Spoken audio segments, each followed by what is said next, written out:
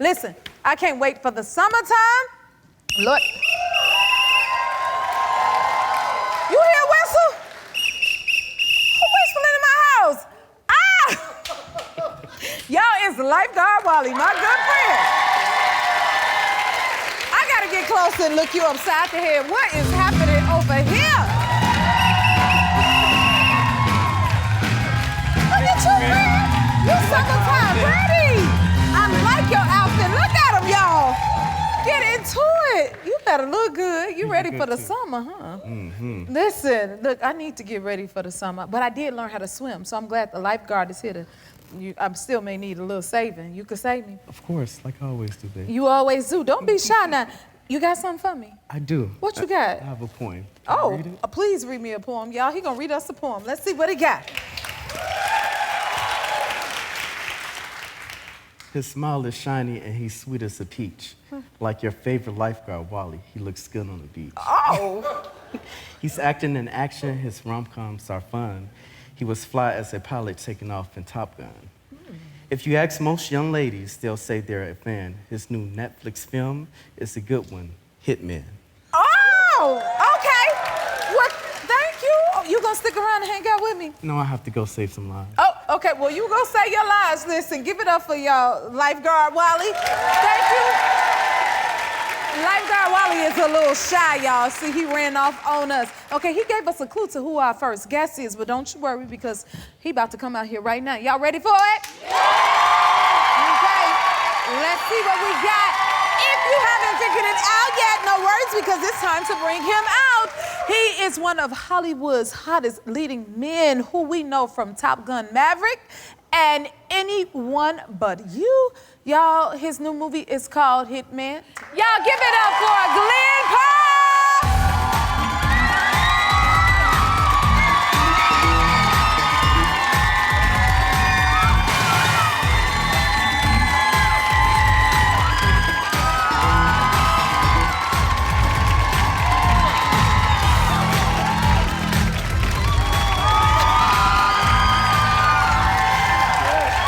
I'm so happy to have you back. Thank you for being here. You see this? Wow. Oh my goodness. You got them going crazy. Okay, y'all. Yes. Does this happen everywhere you go? Does this happen wherever you go? I don't know. We got you here today, which I am grateful for. What you think of Lifeguard Wally? That is the first poem I've ever had a lifeguard read to me. I like it. Well, you're on a whirlwind. Like, it has to be amazing. Like, do you plan on slowing down anytime soon? You know, I've been a broke actor out in Hollywood for long enough. I'm really, you know, when they say when the sun's shining, you got to make hay. So Yes. I'll do my best here. Yes, you got to keep it going while the iron is hot, right? So, because you've been acting and working for like 2 decades. Like, do you feel like you finally arrived yet? Have you had that moment like, ooh, I've arrived?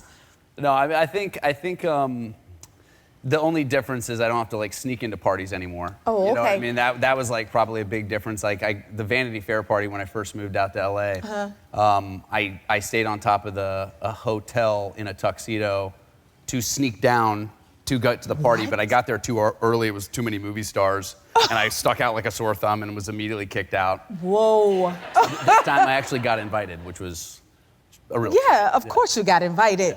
I mean, do you see how everybody is cheering? Man, so at this, I mean, because I get mistaken for people all the time. So do you get mistaken for different actors at this point? You know, I used to get a Scott Eastwood a little bit, and then I don't know if you saw this like Justin Hartley thing that went around. Yeah. Yeah, where I actually didn't go to the Golden Globes, but Justin Hartley did, and yeah, we ran into each other that night, and it was really funny. It was like the Spider-Man seeing each other. You know what I mean? Do you think y'all favor at all? Do you see it? No, I mean Justin Hartley is a very handsome, tall, elegant man. I will be his the Robin to his Batman any day. Oh, right. Listen at that. Well, I mean, you're both handsome, so you can't go wrong. I take it as a compliment, right? Yeah. So do you have moments where you feel like you ever want to quit? Sometimes. You know, I remember there was a moment when I was out here early on. I was living in this garage in Van Nuys. I had to like run to my door to get past like this dog. And I remember I auditioned for Friday Night Lights, was like my favorite show at the time. And I remember like missing out on it. I completely blew the audition. My grandfather had just passed away, and I just was like, you know, I was just kind of hitting the skids, and it's like Hollywood's tough, you know, and a lot of people say really terrible things. So it's, you know, there was never a moment I thought I was gonna quit, but there was a moment where I was like, this is a town that will test you. Yeah. You know, and I'm really glad that I got to go through that gauntlet, because I really appreciate where I am right now. Right. I feel like it's always, I agree with that. Because it's always, to me, it's like right when you feel like, okay, I don't think I can make it any further, that's when it kicks off. At least it did for me. You know, it's like, okay, I don't know if I can make it. And then it's like, wow, I got the part. So it's that's the test to let you know, keep going, y'all. As soon as you feel like it's about to end right there, you giving up, that's your breakthrough. But we can take it from you, because you've been acting since you were a kid. So how did you balance school with your auditioning? Well, yeah, so my first gig ever was the Music Man. It was as a musical that I got to be the understudy for Winthrop. And so I did a lot of theater, and then there was this one movie I got to do. It was called The Wendell Baker Story. It was like Luke Wilson and Owen Wilson and Will Ferrell. I was so excited. And so the stunt is I play a paper boy who gets hit by a car. Luke Wilson and I have this kind of like, there I am, yeah. Oh my goodness. We have this kind of like relationship where he just hates me. I always throw papers at him. He hits me with his car. So, you know, my mom and I have like really been teammates in this journey. Like none of this would have been possible if like she hadn't driven me to auditions and really helped me out. But I had exceeded the amount of times I was allowed to leave class at the time. So she was no longer allowed to sneak me out for auditions. So there was one time like in high school where she just knocked on the portable door and said, hey, can I borrow Glenn for a quick second? And she ran me out to the parking lot, and there was a stunt guy waiting in the parking lot. He hit me with his car like, 8, 9 times. Whoa. Flew over the top, and then she put me right back in class. Nobody That is commitment. You deserve to make it after good mom. all of that. Yeah, good mom. That's a great mom. Yeah. Take it from you. Okay, so tell us this. What's this? I hear about this TikTok that went viral with the students from your middle school not being able to wear backpacks anymore to school. What that got to do with you? Yeah, so I used to be, like, my family, like anybody that knows my family is like, we love like a good prank. So it was the last day of 8th grade, Canyon Vista Middle School. I wanted to pull a prank, so I decided to release 3,000 crickets in the hallway right before lunch. Oh so my God. There's like this funnel in the hallway where everybody just sprints out of class and runs through. I thought it'd be funny to release 3,000 crickets in that hallway right before the bell rang. So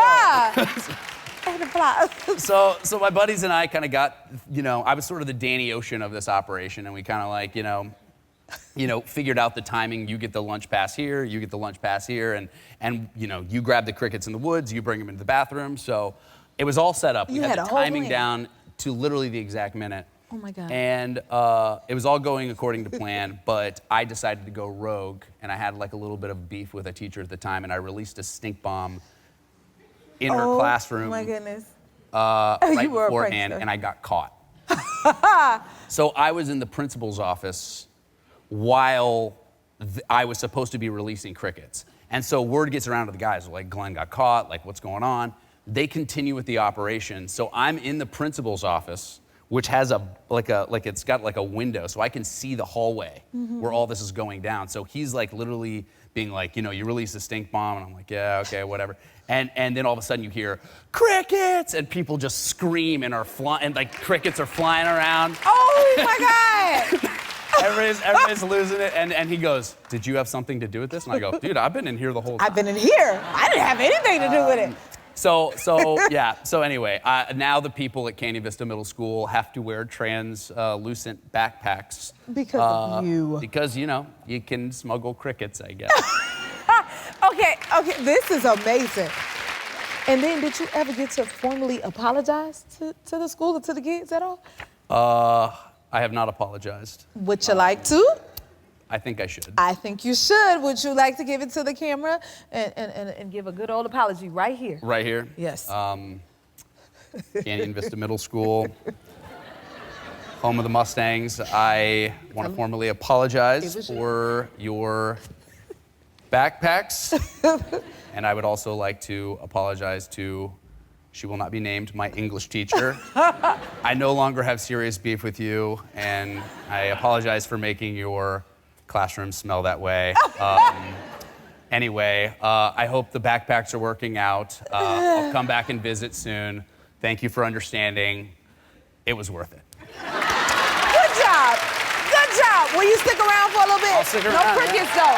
Okay, more with Glen Powell. We'll be right back. We're back with Glen Powell. Okay, so before you were a big movie star, you were a Manny?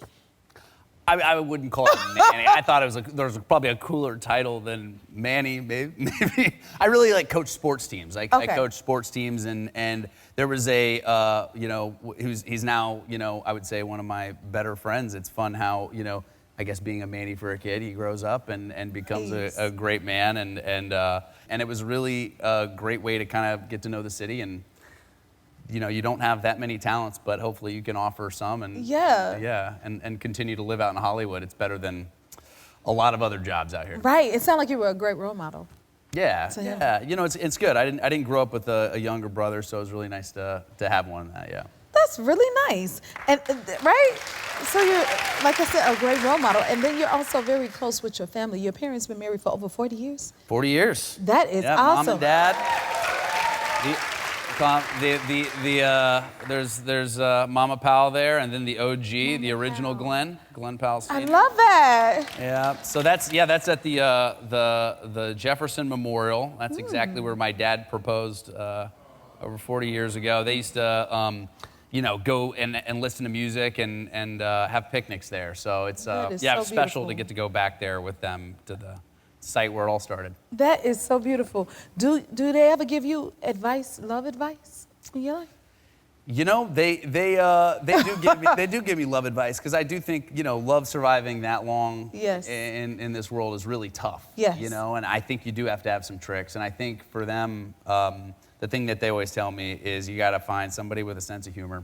Life is inevitably going to have highs and lows, but you always have to have somebody that can see the silver lining, the bright side of things, and just the humor, whether it's good or bad. All right, more with Glen. We'll be right back.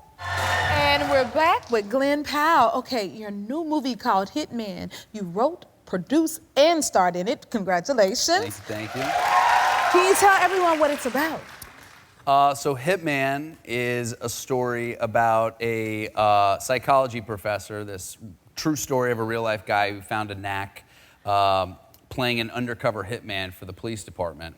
But what made him different is that instead of just playing like a generic hitman when you sit across from somebody who you're trying to hire somebody to kill your business partner, your wife, he would play the fantasy of what you in particular thought a hitman is. And he would put on all these different characters. They called him the Laurence Olivier of fake hitman. So he was a really compelling character, and I found this article years ago, and I brought it to Richard Linklater, who's been a longtime friend and collaborator. I worked with him on one of my first movies, Fast Food Nation, when I was 14.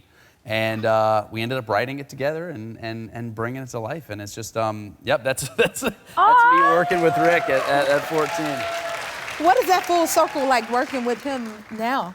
I mean, it's crazy. I mean, he's, at that moment, I remember exactly what was happening, where I was shooting. Yeah. We were shooting at this school in Austin, and I remember, I've studied all of Rick's movies, and he was, I was in a creative writing class at the time, literally studying him and all his work. And so all these years later to write with him and collaborate with him and call him not even just like a hero, but like a friend, it's just awesome. It's just, man, that's a huge achievement, that's for sure. Okay, is it true that he wrote you a letter back then, like a while ago, that you still have it? Yeah, we did this movie called Everybody Wants Them together, which is like the spiritual sequel to Dazed and Confused. If you haven't seen it, it's so fun. It's a baseball movie set in 1980, and it's a blast. But Rick wrote me this letter right before we released the movie, and he just said, in the letter, he basically said, you have to separate the making of the movie from the releasing of the movie. Hold the experiences that you've made, the friendships you've made, the joy that you brought to that film set, and all of those stories, and you have to separate that from the releasing of the movie, when the critics get to it, the box office gets to it, all that stuff.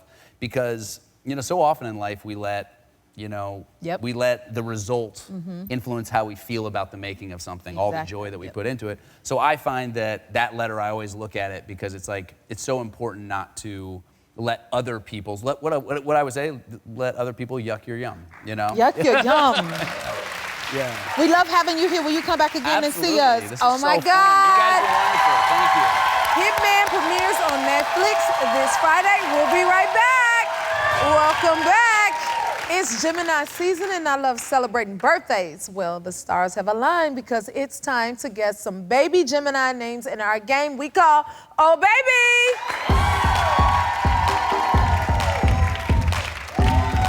I love this game. Okay, guys, so I'm gonna show you all a picture of a famous Gemini and we'll see if we can figure out who it is. Now, I don't know either, okay? So we're gonna help each other. So don't worry if you get stuck, cause I got a hint for each baby. Y'all got it? You ready? Okay, here's our first famous Gemini. Ooh, baby. Okay, they cute in them overalls. Any ideas? Okay, this little guy grew up to be an amazing musician who loves sunglasses, leather pants, and very big, I think it's Lenny Kravitz. We going with Lenny Kravitz? Is it Lenny Kravitz? That's Lenny Kravitz. You were right. Okay, I didn't know this. His birthday is May 26th. Happy birthday, Lenny. Okay, you're good, okay. All right, let's see the next Gemini. Help me out, y'all, okay. Shy, who is this? You think it's Nicole Kidman? If you ever seen a movie at AMC theaters, you know how much this Australian actress loves films. Yes, it gotta be, you said Nicole Kidman, right? Okay, let's see who it is. Nicole Kidman. Y'all got all the answers right up in here. Where we at? Guys, okay. Big Little Lies star celebrates her birthday on June 20th. Happy birthday, Nicole. Okay. Woo, I'm glad I got y'all help. Okay, here's our next baby. Giddy Gardner, okay. This friendly neighborhood Spider-Man is from Queens. Tom Holland? Okay, wait. Okay, what he does? Wait a minute, see, but he does speak the Queen's English. So Tom Holland, he the Spider-Man, right?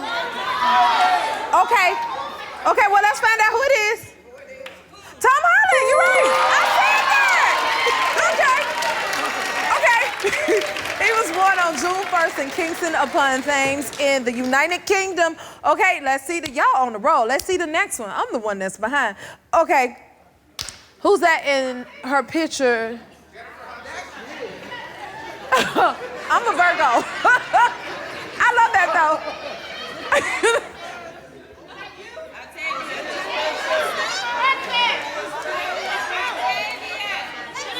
Okay, that's Octavia. Is it Octavia? Okay, okay. Let's see the girl. You know what? Yep. It's Octavia Spencer. I can see it now. Oh, that picture's so cute. Okay. Oh my God. Okay, she blew out her birthday candles on May 25th. Happy birthday, Octavia. We love you. Okay. Let's see another baby. Y'all moving quick. Okay, what a cutie this is. Who do you think it is? Y'all got everything. What you got? Come on now.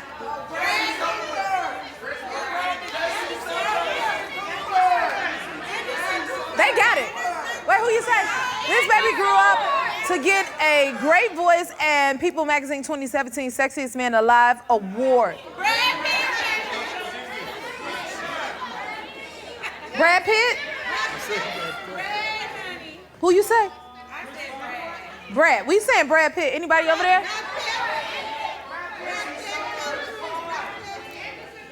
I don't think we know. So let's see the grown version. Who it is? That is not Blake Shelton. That's Blake Shelton. What?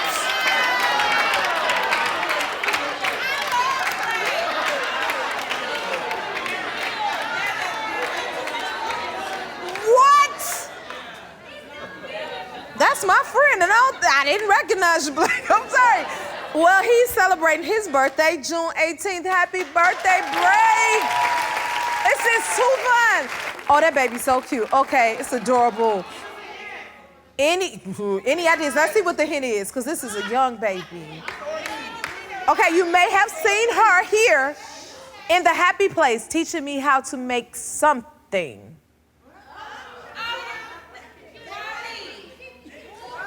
That better not be no Walter, because I ain't never seen that baby. Teaching me how to make something.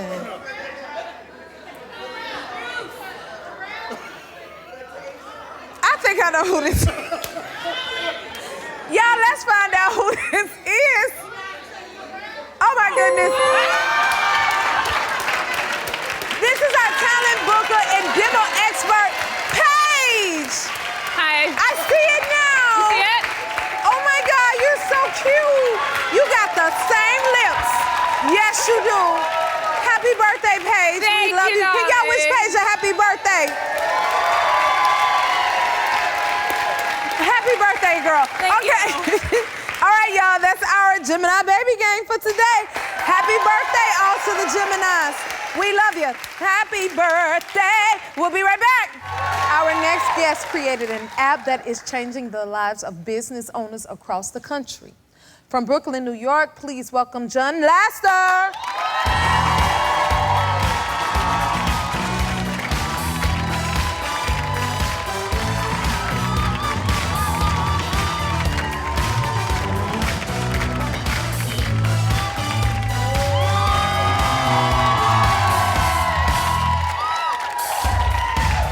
Wow.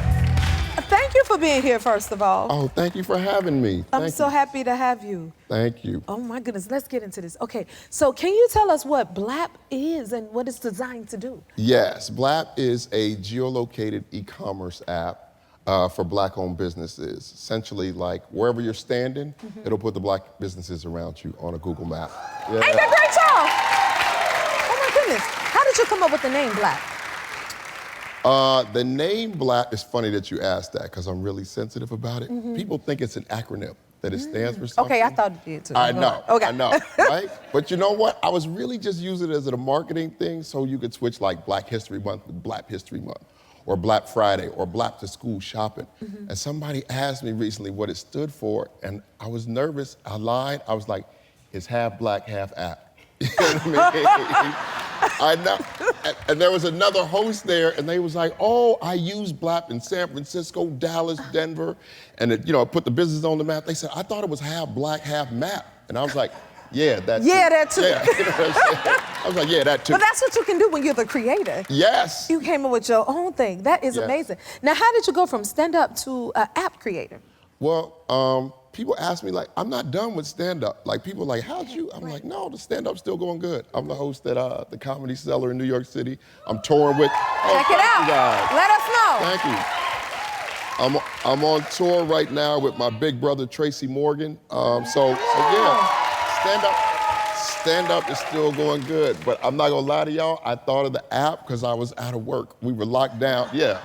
When you unemployed, Good things come from tough times yes, now. unemployment, you Yep. get creative. So yeah, we were locked down, and I had to watch Brother George Floyd, unfortunately, Right, we all get did. choked to death in the street. Same height, same weight, same skin color. It was like watching myself die. And you know the old phrase in the hood, if you knew better, you do better. Right. So I, tried to do something that was gonna be sustainable. Yeah. So I made a phone call to create the app. Wow, that is amazing. What are some of the difficulties you face when starting out? I would say one of the biggest difficulties when starting out is money.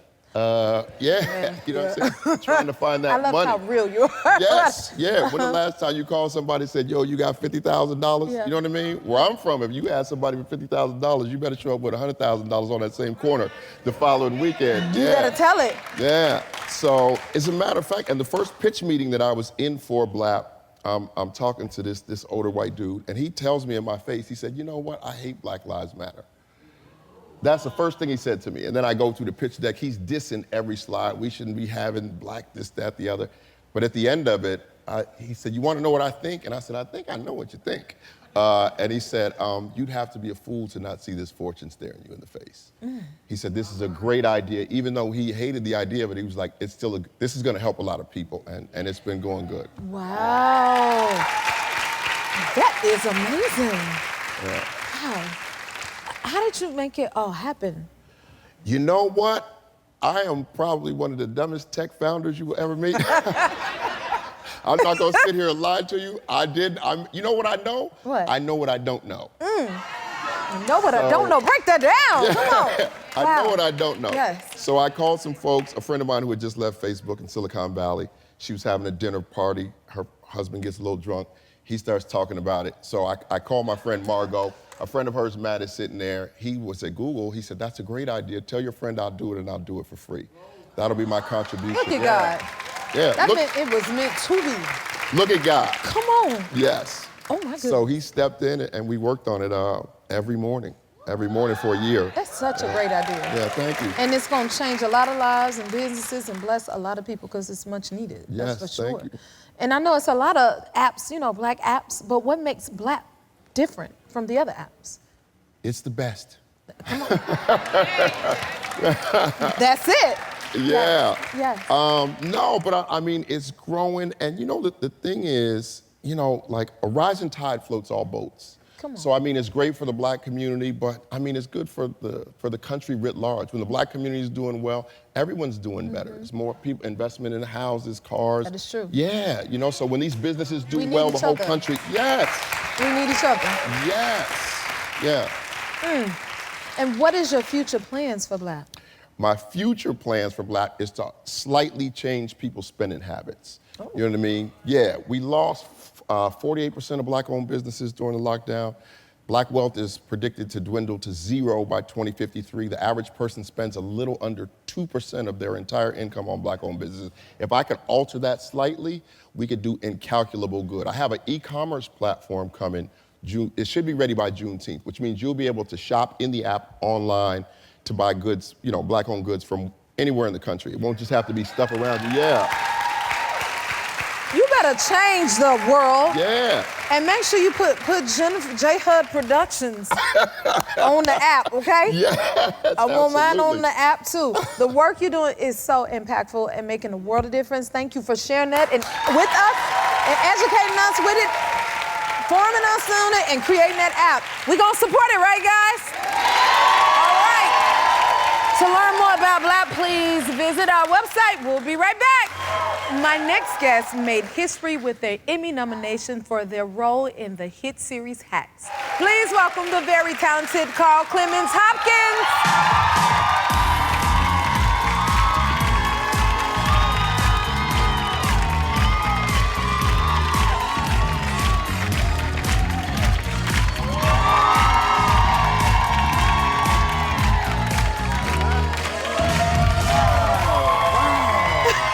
You got a harp?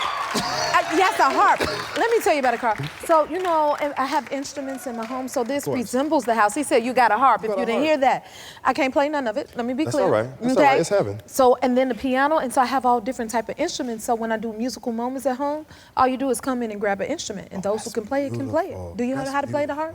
I don't. No? I don't. I can do a simple piano, but I ain't got a harp. Simple. Okay, next time. Simple. Children's church. Yeah, okay, but next time, will you give me some simpleness and play Sure. for me? Because I'll I give you love some when we simplicity. have musical Yeah. moments around here. We love musical moments. And I'm ready to have your moment, okay? Okay. So we're happy Okay. to have you here. Okay. Congrats, you made history for the first non-binary actor to be an Emmy nominee. Thank you. Thank you. Thank you so much. Thank you. What does that mean to you? It's incredible. Overall, it means that I'm not alone in this. It's also helpful to know that Speak. it was not an intentional thing. It was not something that I knew going into it, but it's really exciting to know that I'm not the last. And it's really exciting to know that we can start slowly coming out of these archaic separations. There were so many things that were just for men and then just for white people and just for whatever. And I'm happy to see that there's more inclusivity happening Yes. within the arts and in the world. Yes, because we don't believe in limits. No. Don't tell me what I Take the am and limits what off. I'm not. Baby, I'm with you. How did you first get into acting? I first got into acting when I was 6. My dad took me to see Glory because he was going to see Glory, and so I came with him. And I was inspired because I didn't know that someone could be transported to something else so beautifully and vividly. And I was like, I want to be an actor. And he goes, okay, well, we're gonna sign you up for some plays at church. We're gonna take you down to different classes in Atlanta. We're gonna, get you in the theater. And he was excited that I was passionate about something. And we just kind of kept going through college in New York, and now I'm here talking to you. Now you're here and breaking barriers for so many. You're doing mighty things. It's awesome. Thank you. Now, like me, do you not have a fear of speaking publicly? I heard you do too. Yeah, this is, my therapist is gonna love this. This is huge. So how does it feel? Because you gave a mighty speech. Oh yeah, thank you. Like, what was that moment like for you? And like for me, when I started singing, guys, I had stage fright, right? And I couldn't look at the audience or anything. I would sing with my eyes closed, right? And then I created a game out of it. I said, I'm gonna keep singing until they look away, right? That's how I overcame my fear. So how did you overcome your fear to speak publicly? That's nice. Well, my family is, on both sides, are preachers and ministers. And so something my dad would tell me is, when you have something to say and you need to speak to the people, you need to speak to the people. Yeah. And this opportunity with HRC, it wasn't enough to be nervous. It wasn't enough to be afraid. Right. And also, there was a real purpose about it. So hooking into the purpose and really, taking some breaths and doing what I would do if I was in a theater situation or a film situation, and then just going for it, because it's not, again, it's just not enough to be nervous anymore. Right, and it's worth it to hear what you gotta say. Yeah. That is for sure. Now, I also feel fashion is an expression, and your fashion speaks volumes, honey. Yes, it does. Thank you. Look at this. Yeah. It says so much. What is this look saying? What are you expressing here? This is, like you were saying, this was a take the limits off situation. And also, in order for this to fit, I had to take the sleeves off because my shoulders were too wide to Made it your own. work. So I had to make it my own. So this was really just going forward, enjoying the moment. All this stuff was happening really quickly and right after the pandemic. Yeah. So I was, I came from my apartment in Chicago to LA within 2 months, and then all these things were going on. So this was really just embracing the moment and taking the time to express it, taking the time It's to so good. enjoy the opportunity that was given. I love your expression. It is so good. You're gonna inspire me to express myself that much more. Y'all Please better look do. out, get ready for it. Okay, now, tell me about this prayer candle that you posted of Beyonce. Oh, snap. Okay, so Is that yours? It's not mine. It's not mine. It's a friend of mine. It's a friend of mine in Chicago. He has all the divas and candles. And I knew I was going away for the holidays and wasn't really trying to be on my phone a lot or whatever, so I thought I'll just put this as a screensaver or something. And people loved it so much, and I love it so much, and I love Beyonce so much. Yes, and, we all do. I mean, come on. But yeah, it was just a fun. Give it up.